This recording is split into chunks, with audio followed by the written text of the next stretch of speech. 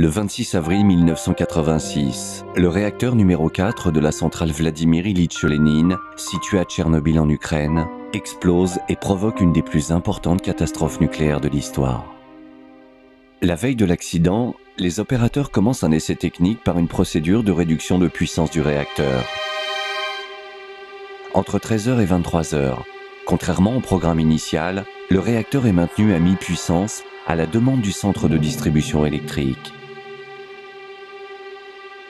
Vers 23h, la réduction de puissance reprend, mais l'état du réacteur est alors inapproprié à la réalisation de l'essai.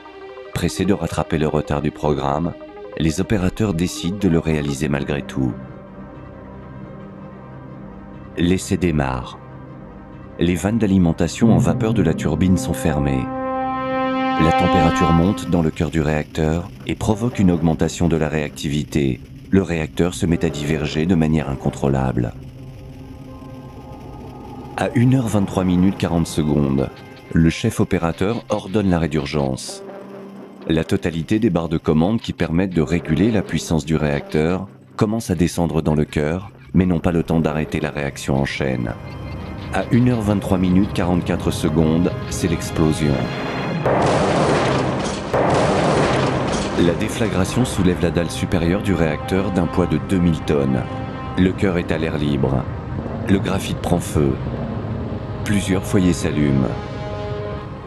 Les pompiers parviennent à éteindre le feu, mais il reprend. 4 d'entre eux meurent dans la nuit. Dès le matin de ce 26 avril 1986, une gerbe de 1200 mètres de hauteur s'élève au-dessus du réacteur accidenté. Les particules radioactives produites par le cœur en fusion sont projetées dans l'atmosphère. Les débris du réacteur sont pulvérisés sur l'ensemble du site. Il faudra des mois avant que l'on ait mesuré l'ampleur des territoires contaminés.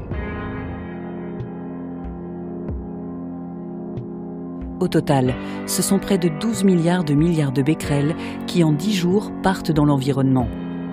Les rejets radioactifs les plus importants se produisent au moment de l'explosion du réacteur et s'élèvent jusqu'à plus de 1200 mètres de hauteur. Les rejets se poursuivent jusqu'au 5 mai sous l'effet de l'incendie consécutif à l'accident, puis de l'énergie dégagée en continu par le cœur détruit du réacteur. Entre le 26 avril et la mi-mai 1986, le panache dissémine des éléments radioactifs sur la plupart des pays d'Europe. Dans un premier temps, le vent emporte vers le nord-ouest les matières radioactives rejetées le 26 avril.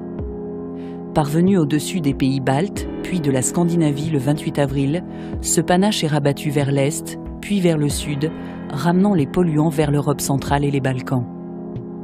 Le panache correspondant au rejet du 27 avril se dirige vers l'Europe de l'Ouest, l'Allemagne, la France et le nord de l'Italie, où il parvient entre le 30 avril et le 5 mai.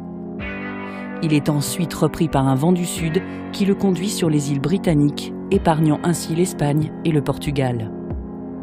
Les rejets émis par la centrale à partir du 28 avril sont emportés vers l'est et le sud en direction de la Russie, du Caucase, de la Méditerranée orientale et de l'Europe centrale. Ce faisant, les matières radioactives correspondant aux différents rejets et trajectoires se mélangent pour former une masse d'air contaminée qui recouvre la majeure partie de l'Europe à des concentrations de plus en plus faibles avec l'accroissement des distances.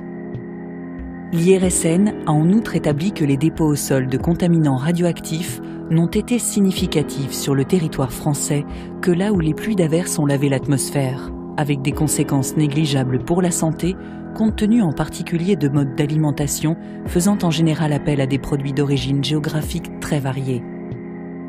De nombreuses informations sur ce sujet sont disponibles sur le site internet de l'IRSN, www.irsn.fr.